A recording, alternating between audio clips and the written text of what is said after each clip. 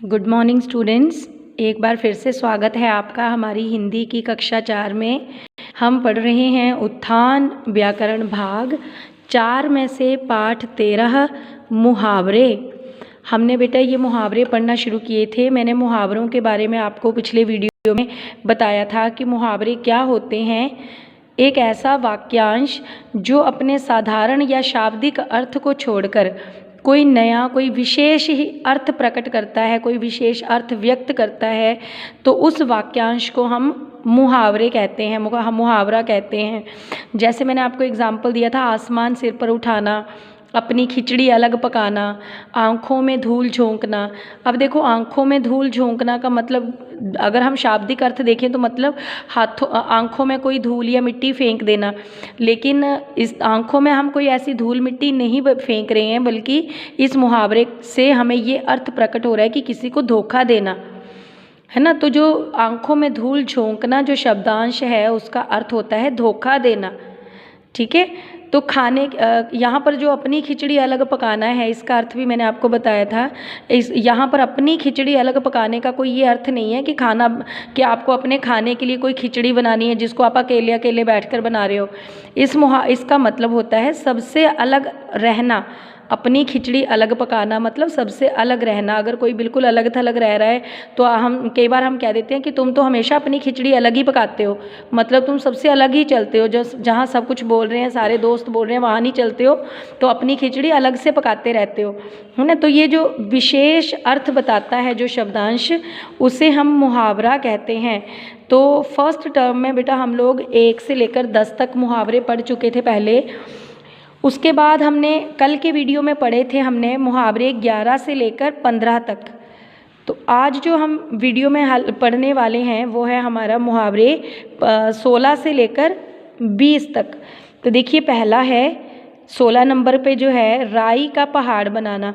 अब देखो, राई आपने देखी होगी, सरसों का दाना होता है, सबसे छोटा दाना होता है सरसों का, तो उसे कहते हैं राई। और राई कितनी छोटी सी होती है, सरसों का दाना कितना छोटा होता है, लेकिन पहाड़ कितना बड़ा होता है ना, बहुत बड़ा। तो यहाँ पर देखो बात की जा रही है राई का पहाड़ बनाना।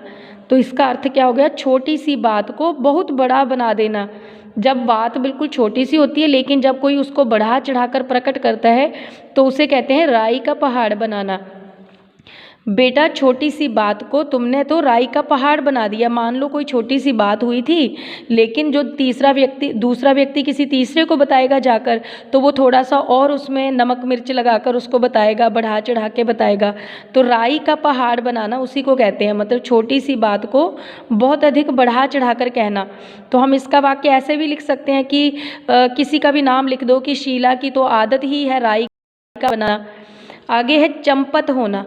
चंपत होना का मतलब भी वही है जो रफू चक्कर होना का मतलब हमने पढ़ा था। रफू चक्कर होना, भाग जाना। चंपत होना का मतलब भी होता है भाग जाना। बिल्ली को देखते ही चूहा चंपत हो गया, है ना। कोई भी आप लिख सकते हो। शेर को देखते ही मैं चंपत हो गया, मतलब जैसे ही शेर मेरे सामने आया तो मैं वहाँ से चंपत हो गया, भाग गया। रंग उड़ना। रंग उड़ना मुहावरे का अर्थ होता है घबरा जाना। जब आपको कोई एकदम से बड़ी शॉकिंग वाली न्यूज़ या शॉकिंग कोई चीज़ देखने को मिले तो आप एकदम घबरा जाते हो ना, चेहरे का रंग उड़ जाता है। तो रंग उड़ना का मतलब होता है घबरा जाना। विषैले सांप को, विषैले मतलब विष वाला, जहर से भरा हुआ, जहरीला। विषैले सांप को देखते ही मेरा तो रंग उड़ गया। विषैले सांप को देखते ही मेरा तो रंग उड़ गया। आप यहाँ पे लिख सकते हो कि शेर को सामने देखते ही मेरा तो रंग उड़ गया, मतलब मैं घबरा गया उसको देखकर। मुंह तोड़ जवाब देना। मुंह तोड़ जवाब देने का मतलब होता है कड़ा उत्तर देना। अगर आपसे किसी ने कोई बात कही है तो आप उसको कड़ा उत्तर देते हो, जब कड़ा जवाब देते हो। मुंह तोड़ जवाब देना, कड़ा उत्तर देना। हमारी टीम ने दूसरी टीम को मैच में मुंह तोड़ जवाब दिया, मतलब हमारी टीम को कमज़ोर मान रहे थे वो लोग और मजाक उड़ा रहे थे, तो हमने ऐसा उनकी मैच में उनको हराकर हमने उनको मुंह तोड़ जवाब दे दिया, कड़ा उत्तर दे दिया हमने। आगे है आंख मारना। आंख मारना मतलब इशारा करना। आपने भी कई बार देखा होगा, जब क्लास में टीचर होते हैं तो आप इशारों में एक दूसरे से बातें करते हो कि कई बार आप पूछते हो मुझे ये पेज दिखा दो, ये आंखों से इशारे करते हो, बातें करते हो, है ना, आंखों से। तो इसे कहते हैं आंख मारना मतलब इशारा करना।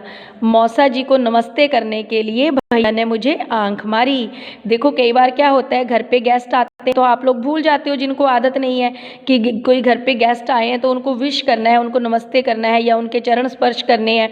तो यहाँ पर भी वही मुहावरा बनाया हुआ है वाक्य कि जब मौसा जी घर पे आए तो मेरे भैया ने मुझे आंख मारी, मतलब मुझे इशारा किया कि मौसा जी को नमस्ते तो करो, तुमने नमस्ते नहीं करी है।